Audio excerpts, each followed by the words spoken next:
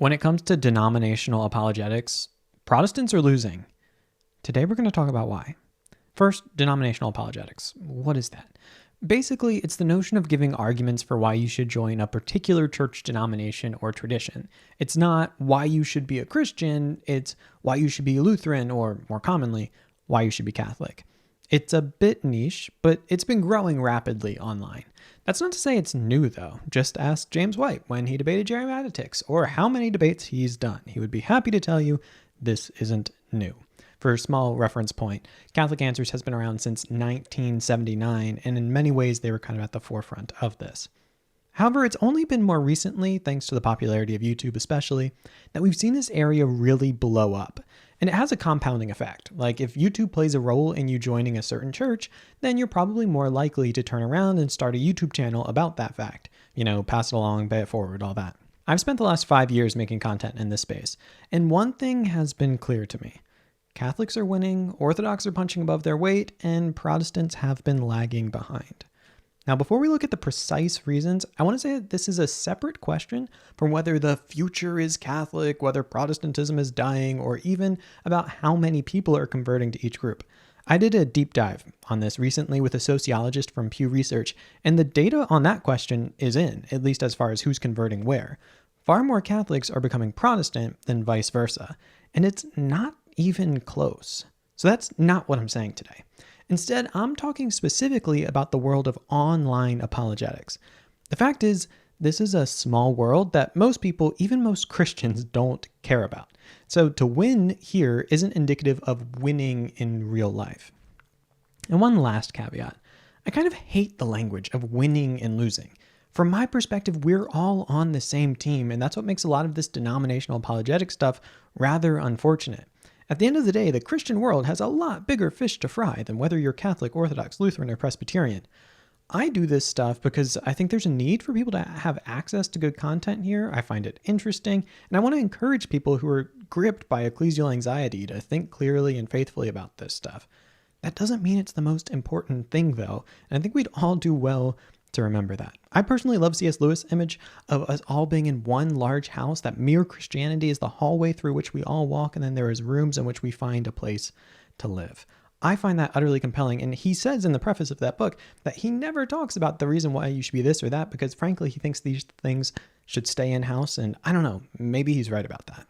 Okay, with all of that in place though, let's look at this, and I'm going to try to unpack why I think Catholics are winning. And the first answer isn't because they're right and everyone else is wrong. Obviously, that's the answer that a lot of people would think. We're not going to be looking at it at that level, though. We're looking more at kind of a human level, not a metaphysical truth level, but why is it that Catholics are doing so much better at this? The first major gulf that I see is a gap in the finances between the Catholic side and the Protestant side. I know that might seem kind of icky to talk about money and faith going together, but the fact is there's just a lot more people who are funding Catholic apologetics online than there are people funding Protestant apologetics. That's not to say that Protestants aren't generous, but I don't find that this is the area that a lot of Protestants are giving their money to. Because I also don't think a lot of Protestants are as bought into their identity as being of this particular denomination and wanting to kind of push that forward into the world. We'll talk more about that in a little bit as to why that might be. But I think there's a lot of Catholic converts right now who, just like I said, if you convert through this, you might start a YouTube channel. You'll also probably back those YouTube channels that helped you get there. If you just look on, say, Patreon and you see the number of patrons that someone like Trent Horn or Joe Heschmeyer or Matt Frad's not on Patreon anymore, but if you look at that, there's just a lot of people funding this, which praise God for that. I'm so glad for them. Because there's more money going into it, it just means that there's more Catholics who can do this full time. And if you have more full-time apologists, you're going to get higher quality content, which is going to help you reach more people. And you're going to also have this community of people that can kind of be like iron sharpening iron. It's often kind of joked, like Gavin Ortland, who's one of the only kind of full-time Protestant apologists in this space, and he does other things too. He puts out one video and there's 20 response videos, and they're all getting better because they're all kind of learning from one another. I once had someone describe Catholic Answers as the apologetics dojo, and I thought that was really helpful. It's you've got all these people who are working on it and sharpening their arguments together, whereas in Protestantism there's just not enough people who can make a living doing this, so they can't put as much time into it. So their videos often don't have as like high of quality. They don't have editors. They don't have a team pushing this stuff. And so it's just harder for people to do it. And to make really good content, you have to take a lot of time researching stuff and then presenting it in a compelling way. And so I think that's just one disadvantage that Protestant apologetics has right now. The second is related to that. And then there's just an institutional gap. In the Protestant world, I can't think of many, if any. I could say maybe like the Davenant Institute, but there's very few Protestant institutions that are out there existing for the sake of putting forward like a historic Protestant identity, and that are doing it specifically in an apologetic way. Whereas if you look at like Word on Fire with their master's degree, Steubenville has things geared towards this, the Augustine Institute, and a bunch more. Like in the Catholic world, there is just like an institutional backing to this of people, especially in kind of America, that are dedicating a lot of resources and structure around apologetics. I mean, recently even the Vatican was hosting kind of digital influencers out there, showing that like this is an area that they're really bought into. And it's interesting because Protestants have historically always been like early adopters for technology, whether that was, radio, the printing press, TV, the internet, all of these things. Protestants have always been like the first to say, like, let's use this for the gospel. And because there's often an entrepreneurial spirit, it goes forth rather quickly. And Protestants have done that with YouTube, but again, it's just not in this space as much. And so Catholics have a real leg up because you have these people who are not just doing it, making content full time, but you have institutions, right, who are helping train people into this. And then you have the, as high as it goes, up to the Pope, saying like, this is good stuff. Let's get more of this. And so naturally it's going to help it succeed. The third area where I see a big gap is around fragmentation.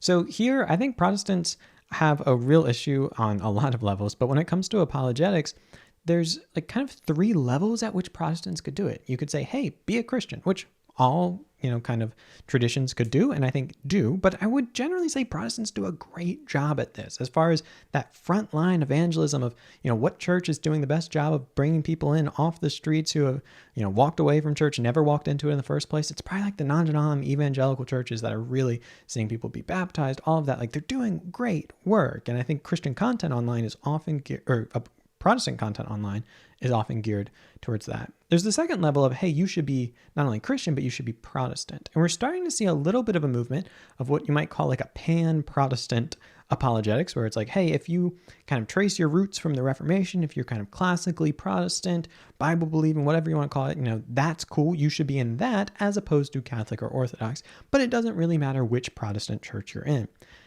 There's a third layer, though, of, hey, not only should you be Christian, not only should you be Protestant, but you should be this specific denomination. You should be Lutheran, you should be Presbyterian, you should be Anglican.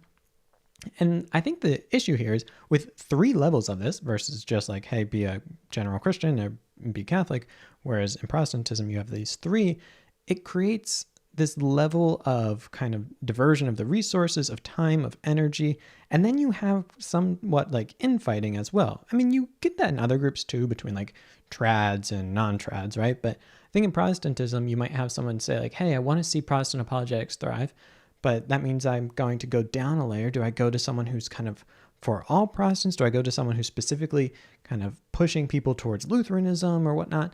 And I think it just, when you have that kind of dilution, it makes it hard to be effective, and it makes it harder for people to collaborate, to kind of make things work well. So I think that's one thing that Protestant apologetics has to figure out if it wants to be more effective. And the fourth and final, I think, is actually a theological reason.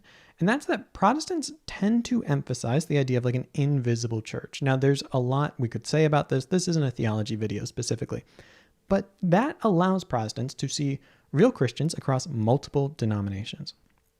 Because of that, because there's not a strong sense of like outside this church, there is no salvation. Not saying that doesn't exist, but that's not, I would say, like intrinsic to Protestantism. It doesn't give an incentive structure to put a lot of your time, energy, and resources into telling people to be this particular denomination. That's not the big issue that animates Protestantism. Whereas in Catholic or Orthodox spaces, at least in more traditional circles there, you would have people say like, no, you need to be Catholic to be saved. You need to be Orthodox to be saved. So the general impetus that Protestants, Catholics, and Orthodox all have towards evangelism in Catholicism and Orthodoxy, that dovetails directly with, and you should be Catholic and you should be Orthodox. That's not like a second level thing in a lot of ways. It's kind of one and the same, at least for certain people. Again, for Protestants, though, if you're not kind of conflating those two things, if you can be Christian, but it doesn't matter exactly which church you're in, then you're going to focus on the thing that seems to have the highest stakes, which is whether you're Christian or not. And for the record, I'm not telling Protestants to now have like a really restrictive sense of outside of Presbyterianism, there is no salvation. I think that would be bad. I don't like that. I'm not telling people to do that. I'm just kind of explaining why I think the incentive structure is different, and thus why you don't see kind of the best Protestant minds all on this question. Whereas I think in Catholicism and Orthodoxy, a lot of the intellectual energy is around why you should be this specifically. I also think in America, there's a level of identity wrapped around this. So Protestantism is often seen as like kind of a default. So it's not like, why should you be Protestant? It's like, well, yeah, that's just what Christianity is. But if you're a non-Protestant Christian, I think there's more sense of, hey, I have to have a reason for being Catholic, right? Especially with Orthodoxy today. If you're not cradle Orthodox and you've chosen to be Orthodox, then it's like, wow, this is a big part of who I am. I've made this decision intentionally. And so let me explain to people why you should do that as well. And that also does add a kind of air of intrigue around these things. It's different. And there is just the fact at an intellectual theological level that these traditions have done a great job of putting out a lot of really rich theological material, whereas in modern Protestantism in America, it's often been a bit more kind of populist in its leanings. That's not to say there's not great Protestant theology, both today and historically. There absolutely is. But I find that what, again, kind of rises up to the surface in Protestant content is more geared at like, hey, how do we just teach someone to read the Bible? How do we, get someone saved, if you will? And so the intellectual energy isn't often kind of channeled into this area. So what can Protestants do about that? I'm Protestant. I suppose, if I was asked, do I want Protestants to be losing at this? Again, I don't like the language, but if I was asked it that way, I'd probably say like, no, I probably would prefer they weren't, because I think there's a lot of positive goods to Protestantism, although I'm not that invested in whether you're Protestant, Catholic, or Orthodox. But what can be done? I mean, it's pretty simple, but it's not easy. It would be investment in this. Like, I'm not telling you to give to my channel, although I'd love for you to do that. It does help a ton. But yeah, this would, if Protestants want to succeed at this, then Protestants need to invest in this, whether that's in individual creators or in kind of larger infrastructure and institutions to make this happen, which would be the second point. We'd have to build infrastructure for teaching people historic Protestantism. I think there's just a lot of a lack of that, which is my third point of education. These things all go together: investment, infrastructure, and education. That's how Protestants can get better at this. And I do think times are changing. It's really interesting for me to look back over the past 5 years that I've been doing this. When I started, I can only think of a handful of Protestants that were engaged in this specifically. Gavin hadn't started his channel yet, Gavin Ortland. Jordan Cooper did have his channel. And there was James White, Brian Wolfmueller, although that was a bit more pastoral. There really just wasn't many Protestants out there. Redeemed Zoomer wasn't doing it yet. Cleaves Antiquity, Canon and Creed. There's been a lot of new people like Cleaves Antiquity and Canon and Creed that have popped up recently. I would add to that Javier Perdomo doing a lot of good Lutheran stuff. You got Anglican Aesthetics doing quality stuff. Like, none of these guys, to my knowledge, were doing this 5 years ago. But now it does seem like Protestants are slowly starting to say, hey, we want to kind of answer this challenge in this space, but it's going to take time. It's going to take years, and it's going to take investment, infrastructure, and education if Protestants want to get anywhere near where Catholics are, or even where Orthodox are right now. I think it's a much more realistic goal for Protestants to catch up to Orthodoxy online, because the sheer number of Protestants in America versus Orthodox is like staggeringly different, right? I think Orthodox make up something like 1% of the American population. So again, that's why I think they're really kind of punching above their weight here. But Protestants should be able to, in terms of just putting out more content, more high quality content, and specifically in this area, that shouldn't be that hard.